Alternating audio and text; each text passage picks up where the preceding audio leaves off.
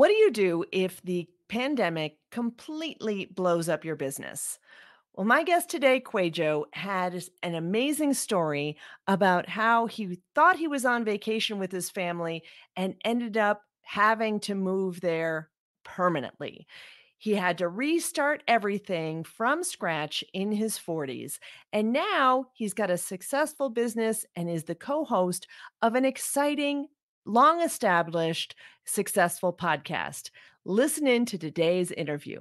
Hello, dreamers. Welcome to the Late Starters Club, giving you the inspiration, mindset, and tools you need to start something midlife and beyond. Remember, it's never too late to follow your dreams. Hello, late starters. It's your host, Andrea and I'm super excited to be joined today by Kwadwo. We just met at Podfest or Podcast Movement last 2 weeks ago. 2 weeks ago, Hmm. and it was so serendipitous. I'm so excited that you are coming on the show here. Yeah. Well, thank you for having me. Thank you. Thank you. Yeah, but so let me just give you a little bit of background. Kwadwo has done so much. And actually, I'm not going to even get into his last name because we'll just have that in the show notes. It's enough for me on the first name, and we'll talk about that a little bit. But Kwadwo is a Facebook ad strategist for established online course creators and coaches. And unlike most ad managers, in addition to bringing in quality leads, he specializes in fixing funnels and Mm. giving business strategy so his clients can work less, make more, and enjoy the life they were meant to live. Ah, that sounds beautiful. It is beautiful. It's a good thing. Yeah, so we just happened to be sitting next to each other in a session and struck up a conversation and realized how many cool things that we had in common, but also I just love your story, where you come from, like just the twists, the turns, the ups, the downs. So I was like, we've got to have you on the show. So I'd love to get into like kind of how did you get to this point and where were you recently? Because the pandemic kind of blew up your life. So let's talk a little bit about that and give our listeners a little bit of the history there. Okay, sounds good. I'm going to do the super short and concise version. When you want me to slow down and just expand on something, you just tell Mhm. me, okay? Yeah. So where we got to this point, running this business actually started back in 2018. I was a teacher at an international school in China, teaching English as a second language to a bunch of little Chinese kids in second and third and fourth grade, and Korean kids. I had lived in China for 12 years and read an article and jumped ship to start my first true online business.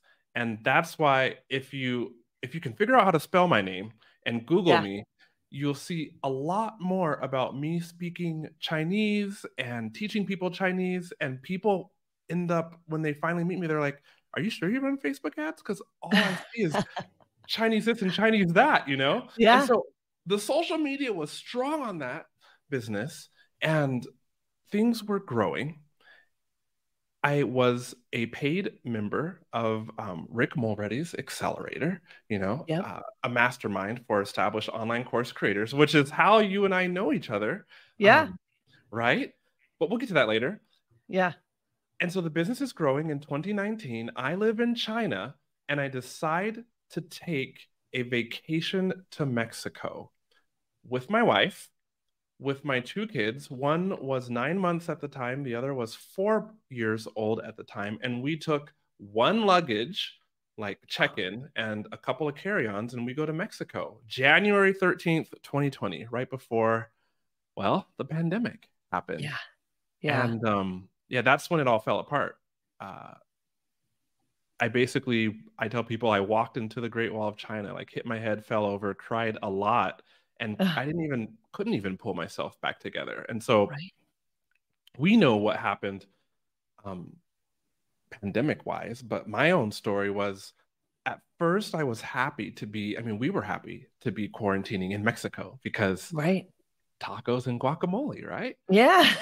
And, I mean, that sounds amazing. it was amazing. It was super fun. And I was still doing my online business, teaching Chinese online. Then what happened is we realized we did not want to go back to China. I guess no matter how you or maybe a listener feels about the whole quarantining thing in the US, just like factually, it was a lot worse in China. We're talking one family Mhm. member per household could leave once a week to go Wow. through the store. And like Right. the security guards of your would put tape on the outside of your door to so they could track who was like breaking the quarantine. It was nuts. So we didn't Right. want to go back to that. So No. we stayed in Mexico, and the 3 week vacation from January 13th became like a 3 to 4 month deal, and we're still happy. Quarantining in a quaint Airbnb in a courtyard, yellow Mexican walls. Um, Mhm. but then what happened was China shut down its borders, and we got a week's notice that we could not re-enter China unless we dropped everything and flew back in under a week. And if you've ever Wow. flown anywhere internationally for tickets last minute, it's just not happening. Right. So we decided to wait it out. And well, the end of that story is it's now 2023 in the fall, September, and China only just recently opened its borders in January. So Wow. what happened is imagine you're home. We lived there 12 years with no plan to leave, but we had our current place at the time for maybe 5 years. So we had to sell everything with, if you're watching the video, you can see my cell phone, iPhone, FaceTiming with friends that went over and got the keys to our place. And through the little screen, we had to pick 6 luggages worth of things that we could keep, and everything Oh else had to be garage sold. my. And we were only reunited with our luggage a year after that fact. So about a year and a half without any belongings except for one check-in luggage. Um, Wow. I had to shutter my business, the Chinese business, because it Mhm. was incorporated in China, but our visas were tied to that. So we literally could not go back to China. And that was the end of everything I was working toward for 12 years.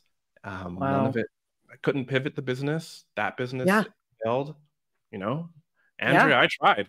I tried, Yeah, right? yeah, Like, yeah, there's really nothing. I mean, that is a government mandated shutdown with, yeah, with you guys were out of the country. That is just so, so yeah. crazy. So, at that point, you just had to think of something new. It's not like you're going to I mean, it's not like you're gonna teach Chinese or teach I mean, I guess you could teach Chinese in Mexico. I don't know.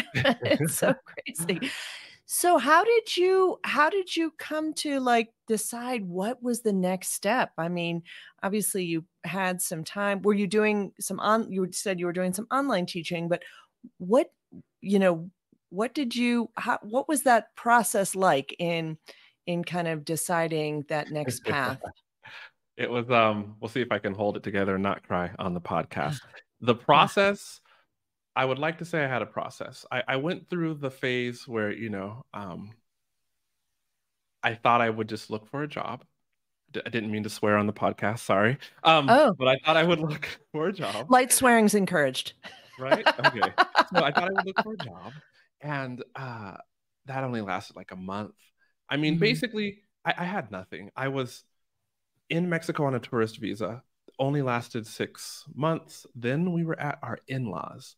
But what does that mm, mean for the husband to be at the in-laws? And these are in-laws. I mean, I love my in-laws.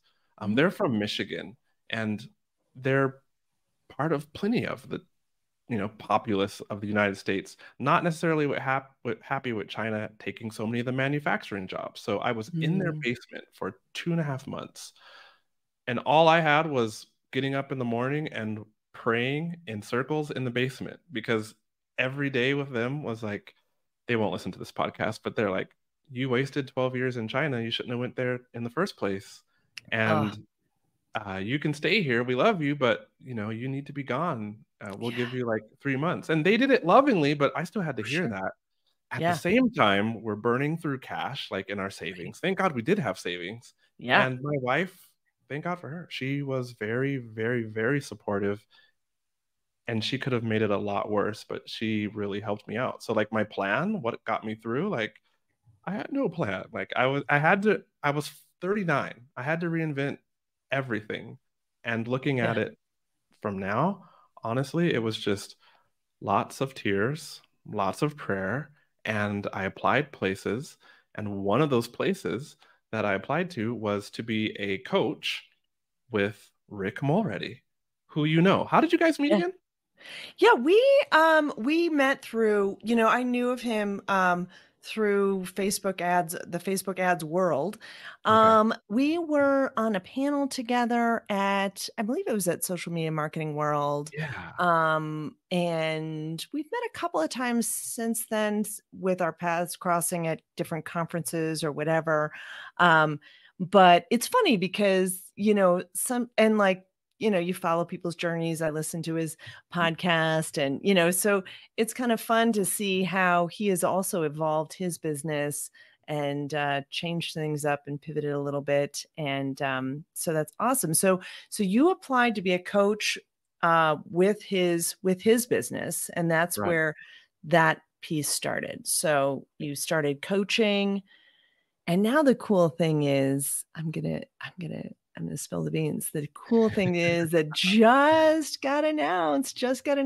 You are now going to be a co-host on his podcast. And it's such an honor, such a privilege, and it's super exciting. But yeah, fast forward to now.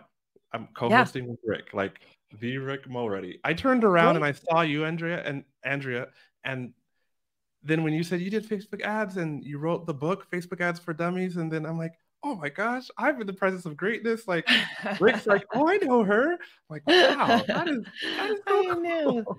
Super fun, So, super small world. You just yeah. never know who you're going to be sitting next to at a conference, and very cool. So I love this story though. I love how you just made such a huge leap from teaching Chinese, and now you just grew your business. I'm sure it took like a lot of education and learning along the way. Like what other obstacles would you say you've had along this segment of your journey? Obviously, you had Yeah, tons sure, in the others. sure. But what obstacles have you come across in this segment where you're building this new business? How Okay. has that come come to be here? Lots of peaks and valleys.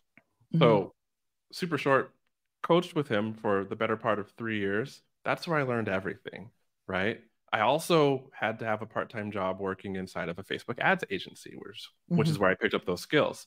Mhm. Then I started this business with his blessing in fall of 2022. And so, geez, one challenge you want to know is I didn't have many marketing channels, Mm. which is it's definitely a blessing to have like Rick Mulready sending you clients, right? Because and to have his trust. But there was one point where I didn't have an influx of clients, and it was actually January, and right after launch season, when everybody finishes launching, and so a handful of clients decided to hit pause, and I, of course, had just passed that phase where I went from an overwhelmed solopreneur to hiring two people, sorry, like an online business manager and another ads manager to work with me, and then I found myself with like half the income, Yeah. and that was have you been there before?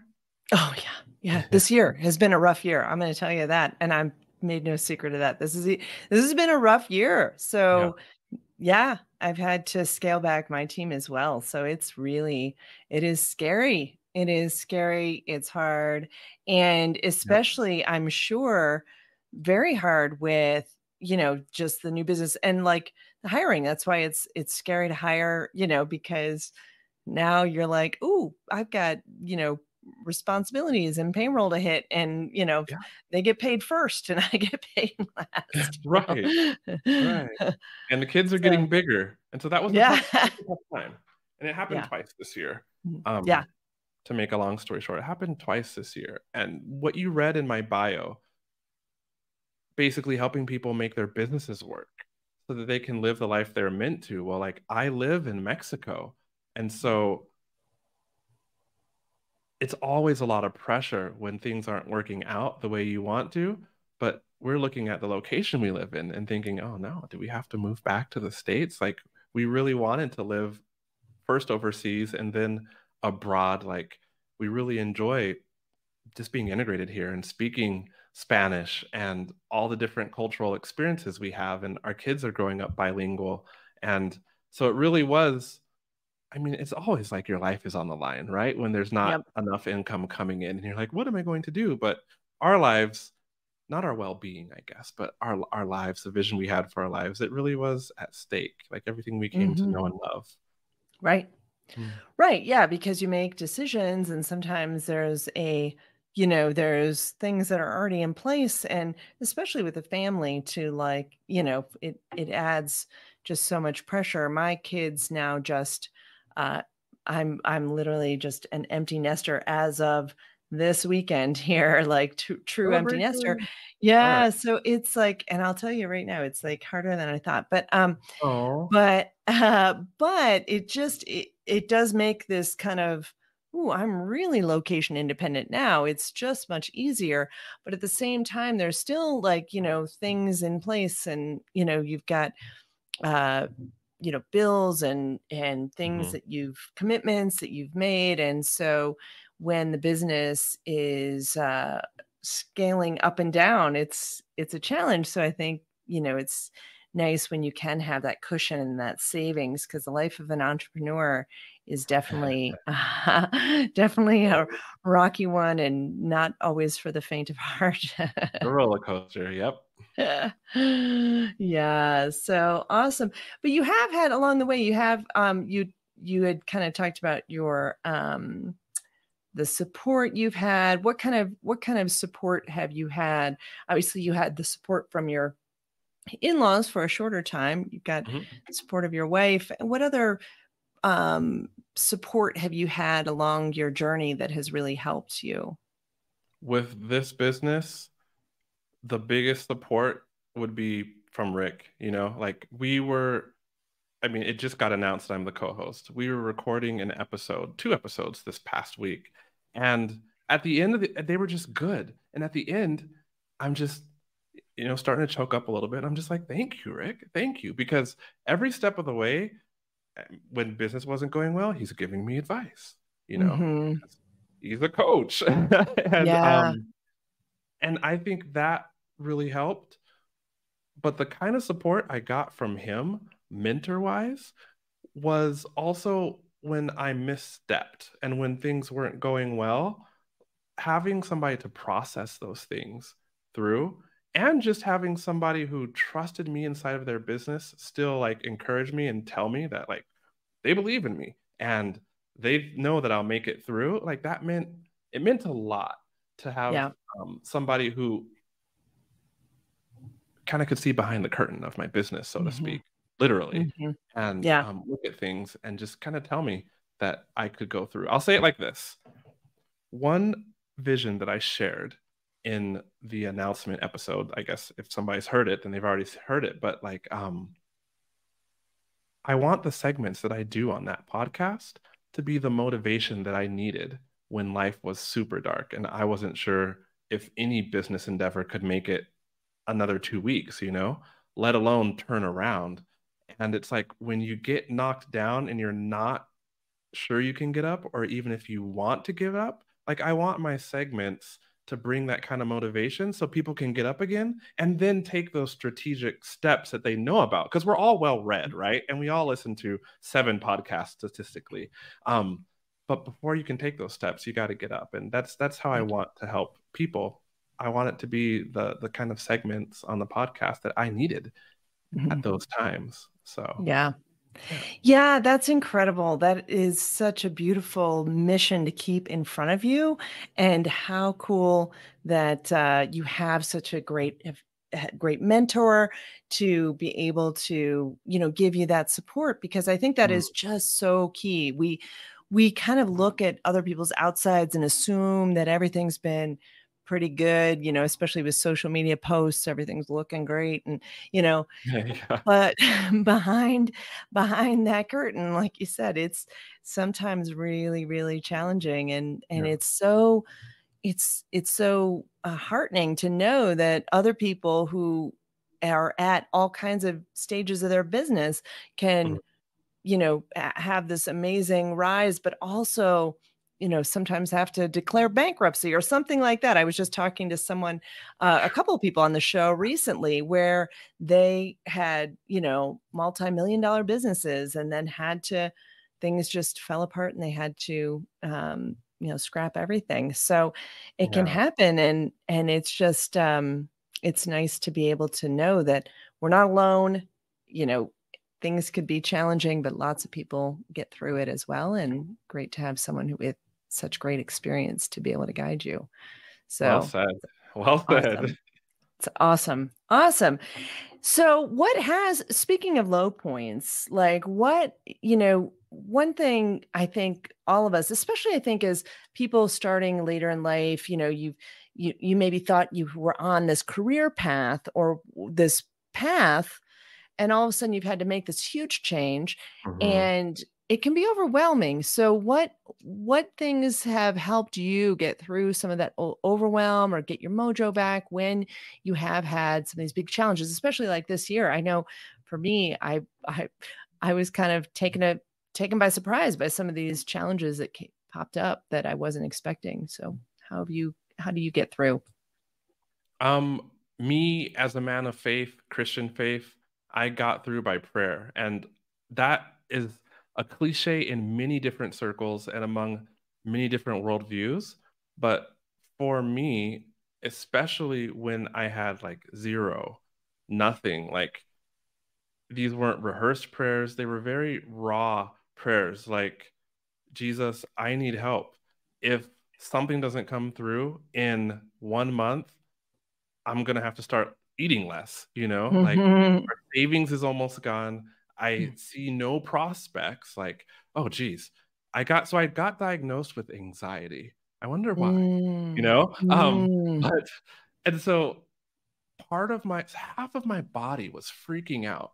Mm. And the way this doctor was describing it to me is that sometimes the brain does not want to accept stuff that is happening to it. And so it Mhm. just does weird things. And so, geez, I was going from doctor to doctor. I mean, I could name 7 ologists that I've been to trying to figure out what's going on. And finally, I think I went to a neuropsychologist and she's like, oh, yeah, this is textbook anxiety. I'm like, oh, anxiety. Dang it, I don't want to admit that I'm suffering from this, but my Mhm. body's like, you better do something. And so to go back to what I started with, it really was, it really was prayer that got me through. Mm. Like I remember getting up in the morning and deciding before I go to work and do the practical things, like I'm just gonna have to go outside. And it's kind of cold where I'm at in Mexico. People think I'm living like the baller life on the beach, but where I live in Mexico, it's high and dry in central Mm. Mexico, kind of like Phoenix, Arizona, if you've ever been over there. And Mhm. so, but yeah, hours. Yes, on the one like side of things, like prayer does help you, or any kind of meditation does help you like center yourself, so to speak, and like get into a quiet spot. But like for me, it was literally pleading, like, God, do something. I need something. And then like I guess being a Christian, looking at various scriptures in the Bible and saying, look, Jesus, if you promise this to me, and I'm going to trust you, then where's the other side of that? I'm going to wait. I'm going to do these things that are practical, and I'm going to wait for you to deliver on your word. And he did in so many different ways. And Mm. that's what got me through the very, very, very hard parts and the parts that weren't so hard. And all the way till now, like I can look back and I didn't understand it when I was in China, but I can connect the dots now, but I had no idea back then. Successful Mhm. Chinese business, paid to be in the mastermind of Rick Mulready. Then the Mm. pandemic happened, who nobody saw coming except maybe the Chinese government. All right. We And won't get then, into that. yeah, we won't get into that. And then he offers me a job, and I take it. And then I get another ads management job. And then a couple years later, he encourages me to start my own business, which I do. And then he allows me to be the co-host on his podcast. Like, I mean, you just can't make that stuff up. I just have to look Mhm. at that and say, thank you, God, for directing my steps. And that's the short of it, you know? Yeah. Right. Yeah. Yeah. Yeah, that's awesome, and it is like, it is it's hard to even, comprehend, Mm. and the I think there's been a lot of people on the show who have been people of faith as well, and it definitely is like a very, it's almost freeing, right, to say, "You know what? Yeah. I actually don't have to worry about this. Someone else, Yeah. I can, set that burden down." So, it is, life is mysterious and amazing and beautiful and it all And works out. sometimes life just plain sucks. Let's just be sometimes you're like, "Can I get back to the fun part?" Like, you know?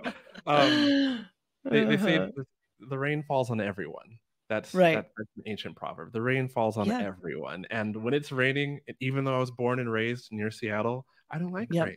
I want the sun, you know? Yeah. Yeah, yeah. That's awesome. That is awesome. Well, that is just super, super exciting that you've got, this new podcast ahead of you. You've got your business rolling. Where do you're in your 40s. You've got a long time of business ahead of you. That's the Yeah. thing that's amazing, and that's always, like, the thing that I like to tell people is that, it sometimes people think it's too late to make a big shift. You made a huge jump, huge leap, and I don't know if you've had any, did you have any marketing training before this, or has it all been through the courses, the programs, the on-the-job training? Have you had anything that you've Oh, plenty, plenty. Yeah. Let's see. The very first business I did was a multi-level marketing business, Uh-huh. Uh-huh. right? Which also seems to be a swear word, like the Yeah. JOB. Yeah. Yeah. But if you're looking at marketing, what happened was I did that, and the organization, they told you to read a lot of books. They're like, you Uh-huh. are only going to attract the person who you become. Yeah. So Yeah. I read a lot of marketing books. Right. Do you remember in the airport circa, say, 2006, those kiosks with the yellow language boxes Oh, that yeah. taught you how to learn a language? Yeah. Very first sales job was with Rosetta Stone. Oh, So, yeah. like, I Of learned a lot course. about sales and marketing. Right. Um, Actually, I was horrible at it, but I loved language, like, in my heart.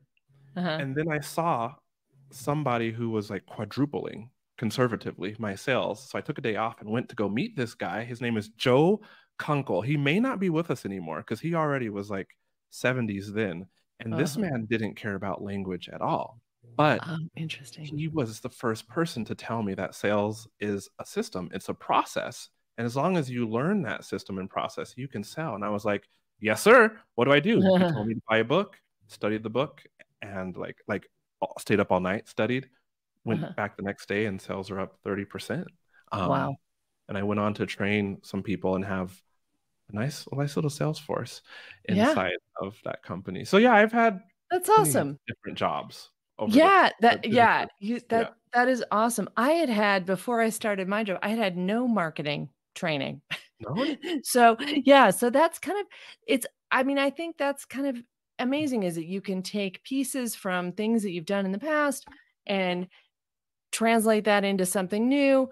I, Mm. you know, I had I was always interested in entrepreneurship, but I was like an Yeah. engineer in the background. So it's my message is to people is that you don't, just because you haven't had like a degree or a PhD in something, it doesn't mean that you can't launch something new.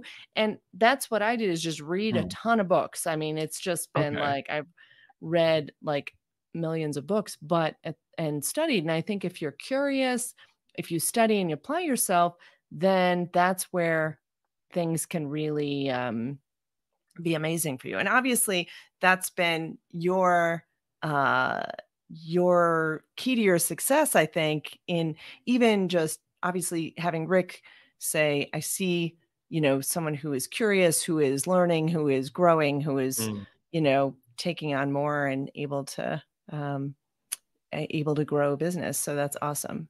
Can I get a recommendation very selfishly? I'm reading 10x is easier than 2x by Dan Sullivan. Is there a book that you're Ooh. reading that you would love to tell me about? Because I'll write it Oh, down. you know what? I also one of the other things I like with entrepreneurs is and the entrepreneurship game is just our money mindsets, our mindsets around our who we are as people. So I read a combination of marketing, but then also mindset type books. So one of my books that I'm reading right now that I'm loving is The Illusion of Money. Oh, So that's a good one. it's really good. And then I have in my Kindle, but haven't read yet, is Donald Miller's new sales book. I think it's called Piloting or something like that. That's terrible No, that's fine. way I've to never end, but heard of that before. we'll put I'll in, look it up. yeah, Donald Miller's new book. We'll put it in the show notes, everyone. We'll put it in the show notes. So awesome.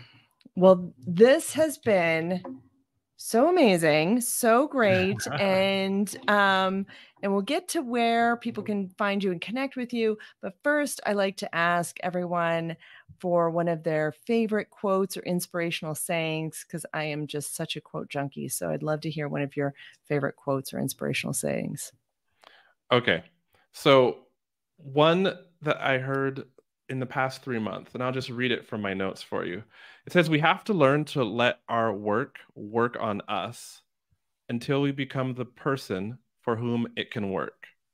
Don't play at your work, work your work." We have to let our work work on us because we're going to work regardless, right? Either we're going to Mm, work and we're going to have success, or we're going to work and we're going to have failure. But if we don't let that mhm, failure work on us and sort of work away or work out the things that need to be worked out so that we can be successful at the thing we were meant to be successful at, um, then we've wasted that failure, right? So mm, don't play at the work, work the work. Either way, mhm. it's good work. That's awesome. I love that. That's so cool. I haven't heard that concept or idea before, so Okay, I cool. love Yeah, that. I got it in there for you. I love that. So awesome. And why don't you let people know where they can find you, your website, your new podcast, co-hosting, tell us a little Right? bit more, and we'll have these notes in the show notes, of course, have these links in the show notes. But Okay, well, come on over to the podcast. It's called The Art of Online Business. Look it up anywhere podcasts are, including YouTube, and you'll see my face along with Rick Mulready's. And it's especially for you if you're an established online course creator who wants tips and tricks and strategies to scale your business from low six figures up to, say, $900,000 in annual revenue. That's what we're talking about: marketing, sales, team dynamics, and like I'd love to have you over there listening. And you'll hear a lot more from me. My website is kwadwo.com. That's QUAYJO.com. And that's where you can find me and reach out to me too. awesome. Awesome. Well, Kwadwo, thank you so much. This has been great. I Thank you. know that our listeners are going to get a ton out of this. So thanks for your inspiration and continuing to inspire people out in the world and tell people it's not too late to change completely. It's not. It's not. All right. Thanks, everyone. Thank you. Hope that was helpful, and make sure you grab the free guide, Top Tools for Late Starters, on the website at latestartersclub.com. And let's turn dreaming into doing.